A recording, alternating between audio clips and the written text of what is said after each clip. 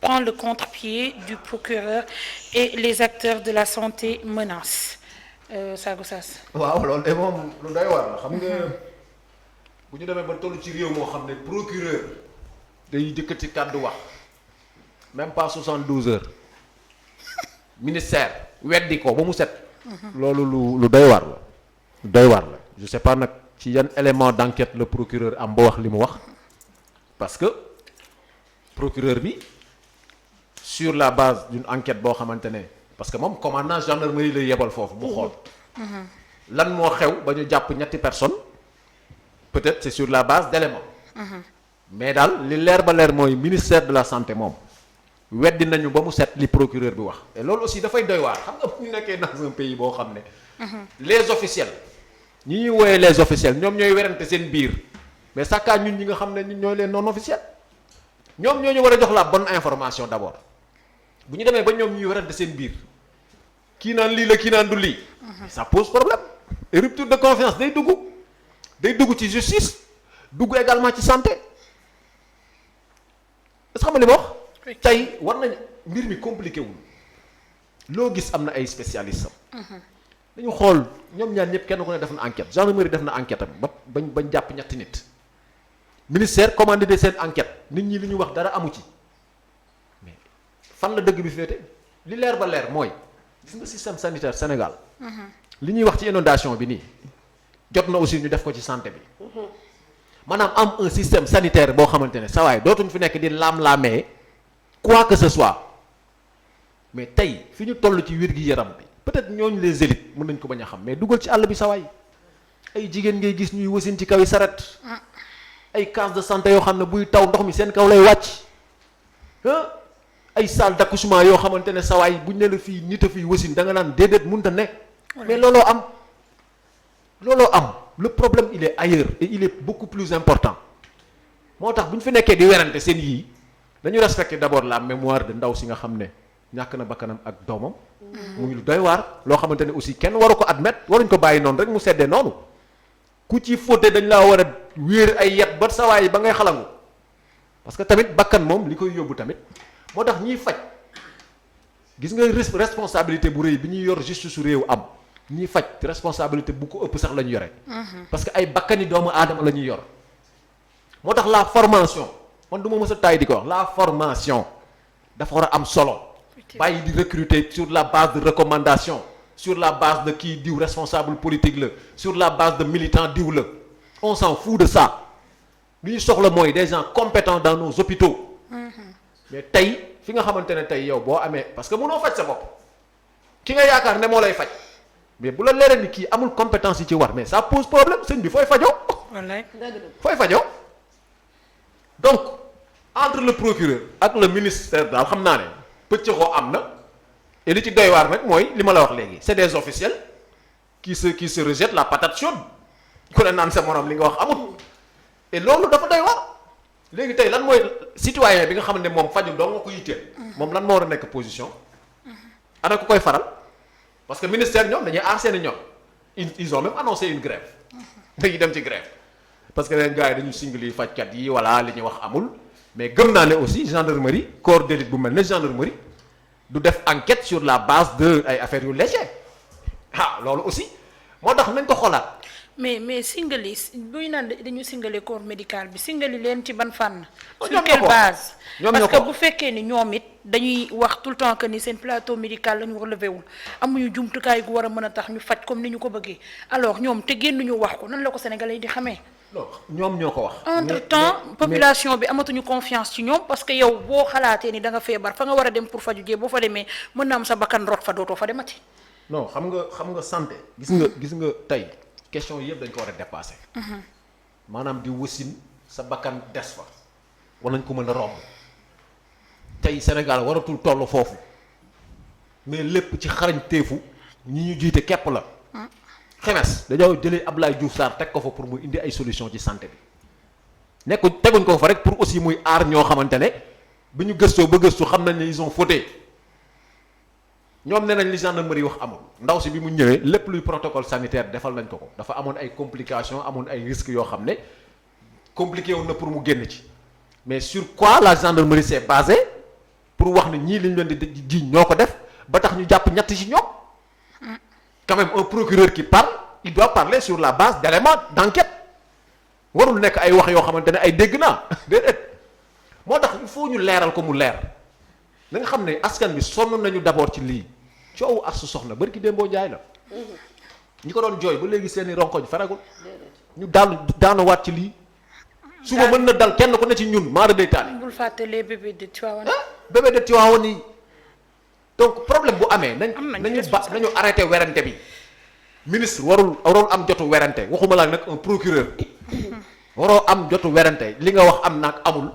nañu xool li ciy dëgg ñu wax ko sénégalais yi et qu'on règle ces problèmes de façon définitive ba nga xam ne tey citoyens yi dañ gën a am confiance ci seen système sanitaire u réew ba bu ñu waree faju ñun ñu ngi kaas tey ku war a faju di dagg billet di dem di faju feneen mais am nañ ci sañ-sañ bi bu ñu demee ba ñuy werante ci yii ñi nga xam ne les officiels yi war a dalal xelu askan bi ñooy werante seen biir mais ça pose problème. doy na waar ayca mami. man de li ma bëgg njëkk wax mooy ne maanaam communiqué bi ñu jot soose xoolal ma ndax lii authentique la ministère de la santé wala. ma kese waaye amul signature looloo ma ci jaaxal moom nag nooy defee communiqué bi doo ko signé. ñoom ci seen communiqué bii. nga xamante ne fësal nañu ko presse bi partagé ko. mission d'audit de décès maternel à Kédougou circonstances du décès de madame Doura Diallo. ci communiqué bi dañu ñëw ci le mardi 30 août. Oui. Une femme du nom de Doura Diallo décédée au centre de santé de Kédougou. En cette douloureuse circonstance, le ministère de la Santé et de l'Action sociale présente ses sincères condoléances à la famille éplorée, ainsi qu'aux populations de la région de Kédougou, et prie pour le repos de l'âme de la défunte. Bon, déjà loolu jàll. ñu ne suite à cette information wax nañ ci audit bi mi nga xamante ne def nañu ko ci hôpital régional bu Kédougou avec la participation du comité d'audit de décès maternel de la région médicale de Kédougou, de la sage-femme du poste de santé de Dallas. ñu ne listé li nga xamante ne femme bi yëpp ca la jaar registre de consultation bi, registre de partogramme bi, fiche de référence bi, dossier d'accouchement bi, feuille de surveillance bi, compte rendu ak yeneen yu ni mel. Après ñu wax exploration chirurgicale bi nga xamante ne def nañu ko. Je reviens juste sur les termes. Embryotomie ñu ne pour ñu arrêter li nga xamante ne moom mooy saignement bi parce que ndaw si après dafa am hémorragie ñu ne dañu def benn hystérectomie yaa ngi dégg. ñu ne intervention bi duré na 3 heures de temps. En fin d'intervention, la patiente a présenté un arrêt cardio-respiratoire suivi d'une réanimation sans succès. ñu ne décès bi ñu ngi ko prononcé à 19 heures ñoom li ñu wax ci seen communiqué bi. ak soose li nekk ci procès verbal enfin li nekk ci li nga xamante ne moom mooy communiqué bi procureur bi génne mais y a pas de différence parce que termes yi nga xamante ne moom la procureur bi utilisé nii ba ñu fësal ko ba ñu naan il a été trop cru ak yeneen yu ni mel mais ce sont les mêmes termes médicaux yoo xamante ne audit bi fësal na ko. donc procureur bi nag lu mu sikk tamit ak nit ñi lu ñu ñàkk ko wóolu ci yenn yi ni mel au moins mën nañu wax ne bu dee communiqué bu ministère de la santé bi communiqué boo xamante ne officiel na. d'ailleurs dañ ko def ci groupe journaliste yi ñi participer ko ñi partagé ko ñu lire itam li nga xam ne procureur bi def na ko ci affaire bi ni mel mais sincèrement man gisuma ci différence. Je n'ai pas vu de différence. dafay gën a dëggal au contraire que procureur bi li mu wax effectivement audit bi loolu la fësal. xëy na peut-être kon ci termes yi ak yeneen yu ni mel foofu la problème bi nekk mais li am ba des mooy mënuñu nier un fait li ñu mënut a nier mooy ñaari bakken rot na ci yaay ji maye bi doon jur doomam ak doom ji nga xamante ne ni ñu décrire ci circonstances yooyu la ñàkkee bakkenam loolu c'est un fait te xam nga soosee itam fokk ñun ñuy góorgóorlu ci benn mbir. mooy ñuy mën di situer ay responsabilités te balaa ñu ko situer sax moo am ay responsabilités personnelles yoo xamante ne kenn ku ci nekk ci ñoom yaa ko war a jël dëgg la médecin amul droit de vie et de mort ci qui que ce soit au contraire rôle am mooy fexe ba jéem a sauver une vie humaine boo xamante ne dugal nañ ko ci hôpital ba teg ko ci loxoom. c'est toujours douloureux quand un médecin perd un patient c'est toujours douloureux loolu médecin yëpp vraiment ñun ñëpp unanime nañu ci loolu te ñun ñëpp d'accord nañu ne itam. suñu médecin Sénégal yi xarañ nañu ñun ñëpp d'accord nañu itam ne vraiment joxe nañu de leur sueur joxe nañu de leurs efforts joxe nañu de tout pour que ñu mën a di dimbali nit ñi mais loolu yëpp balaa ñu caa yegg ci wàllum dimbal ga ak leneen la ca topp mais dafa am loo xamante ne moo ko jiitu li ko jiitu mooy ay infrastructure de santé de qualité yoo xamante ne dina am matériel yu ñu ci soxla yëpp ci wàllum qualité après nag lu médecin ba am xam-xam bu jéem bu yàlla ñëwee ñu xam ne yàlla ñëw na. effectivement mais mu bañ a doon maanaam dee boo xamante dee moom bu xasee ba am rek ay siiki saaka ca na mu deewee rek problème am na nabu parce que yàgg naa joxe bakken génn àdduna te coow amul accouchement yàgg xam nga bi ñu demee bañ naan boo ëmbee booy wasin yaa benn tànk ngi àddina benn tànk ngi àllaaxira mooy ne vraiment diggante boobu yàlla moo lay muccal dëgg-dëgg mais day fekk ñu def te lañ ca war a def yi bu boobaa coow du am ñaata jigéen ñoo ñàkk seen bakken bu ñuy joxe doom te coow amul donc coow lii bu amee c'est parce que y a problème nag bu amee faaw ñu saytu ko xam nga lu ma d'accordul yàkkamtee gaaw a takki brassard bu xonq gaaw a grève te coow la ca ne ba xawma sëpp la li ko bënn nga ca biir te loolu bënnaguñu ko ba tey maanaam nit ñi xamaguñu mais dafa am loo xam ne mooy ñuul ci soow mi li ñuul ci soow mi lañ bëgg xam lan la te y a des querelles yoo xamante ne nii on n'en a pas besoin effectivement ñun li ñu soxla mooy la véracité des propos est-ce que réellement fait yi ñu wax ni noonu la am est-ce que noonu la amee bu amee noonu ne lan la ci yoon war a def pour que yu ni mel mu bañ a amati et c'est pas le premier scandale boo xamante ne moom mooy am fii te Socé dafa ñëw foo xamante ne lu am solo et chaque fois dañu koy fàtte di ko rappeler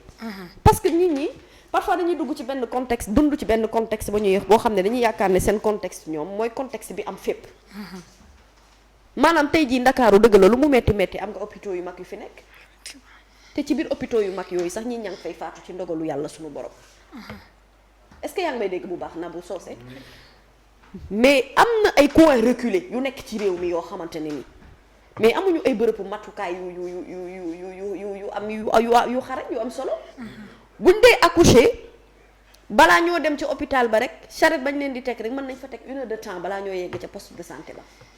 bu ñu yeggee ba foofu yàlla def ñu am ay complications ñu war a seet nag léegi nu ñu leen di jëlee ca poste ba yóbbu leen ci hôpital bu mag bu ko gën a jege diggante boobu yëpp lu ne xaj na ci xanaa lu yàlla nammul mais lu yàlla namm ci jaamam loolu lu ne xaj na ci te loolu yëpp li koy indi mooy ne vraiment kon ci wàllum wér-gu-yaram ni ñu war a taxaw ci construire tabax vraiment ay hôpitaux yoo xamante ne daañu accessible ci yenn zones yi gën a reculé teg fa ay nit ñu am xam-xam yu am xarañteef yu war a mën a tax quelle que soit situation bu mu mënti nekk parce que wàllum wasin lañuy wax mais am na yeneen i feebar yoo xamante ne maanaam moo gën a soxla sax taxaw ak yeneen yu ni mel te ñooñu amuñu accès ci soins yooyu et ça c'est une vérité nekkul lu ñu mën a werante yokku ci am ci ay hôpitaux yoo xam ne ñu ngi fi pendant des années te boobu ba tey on se demande est-ce que ñu ngi leen di saytuwaat sax ci wàllu yëpp parce que loolee moo jur jëye bi nga xam ne moo amoon ca Tivaouane ba fukki bébé ak benn ñàkk ci seenu bakkan nekkul lu ñuy inventer ce sont des réalités qu'on vit et dañu ne dëgg la njuumte mënta ñàkk dëgg la parce que nag kay defar kay sauver koo koy juum mais nañu fexe de telle sorte que vraiment nit ñi gën a mën a am kóolute léegi ci sunu médecine affaire bi problème bi nekkatul ay dafa am ñoo xamante ne dañ leen di néewal doole ak yeneen yu ni mel fu néew doole am rek c'est parce que am na loo xamante ne kon askan wa seetlu nañu ko ci ab doxalin moo xam responsabilité ci état bi la moo xam responsabilité ci autorité sanitaire yi la wala ca médecin ba ca topp wate ba ci planton ma nga xam ne moom moo fay liggéey mais responsabilité am na quelque part te responsabilité boobu il faut ñu situer ko il faut qu'on arrête de jouer avec la vie des gens effectivement il faut que nit ñi bu ñuy dem hôpital seen xelub dal wàllum dund ak dee nag mbirum yàlla suñu borom la am na loo xam ne nag lu yàlla bëgg am na lu nit di provoquer nag loolu problème a nga ca parce que loolu il faut ñu xëy saytu ko ba xool lan moo ko indi te bu ñu ko indee itam il faut ñu ut ay saafara yu dëgër yoo xamante ne mooy tax nit ñi nañu am yërmande vraiment ci askan wi et problème mu santé déjà waaw sama sœur bi Aïssatou Diack ñu ngi koy nuyu bu baax Adja Diack mu ngi naan ñu autopsie bi dina ko prouver effectivement autopsie bu ñëwee mën na indi ay leeral lu bari ci li nga xamante ne moom mooy situation bi ni mu tëddee nu ni mel mais wàllum wér gu yaram vraiment ay besoins primaires la yoo xamante ne nit ñi dañu ci war a taxaw pour que ku feebar feebar mën a faju am accès aux soins te buñ dee ak am accès aux soins igam li nga xamante ne moom mooy gis-gis bu ñaaw wala xool bu ñaaw bu nit ñi di xool léegi personnel de santé yi loolu itam dañ ci war a travailler te li ñu ci dee sol ay morceaux yu xonk di ci grève je pense que ñu toog defaraat ñoom ci seen biir seen toogaay waxtaane waat de telle sorte que dinañu mën a redorer waat seen ay blason nit ñi gën leen joxaat confiance loolu moo ëpp solo que di taxaw ci loo xamante ne enquête la ñu ngi koy liggéey jeexagul situation yi responsabilité en réalité situé wuñu ko profondément parce que ñu ngi liggéey ci ab gëstu boo xam ne jeexagul mu ngi ci loxoy yoon. merci beaucoup merci Mamy, très important Dora Diallo épisode bi xam naa ni jeexagul incha allah dinañ ko topp indiwaatal leen ci yeneen xibaar yu gën a wóor ñu ngi koy jaale njabootam ak képp koo xamante ne rek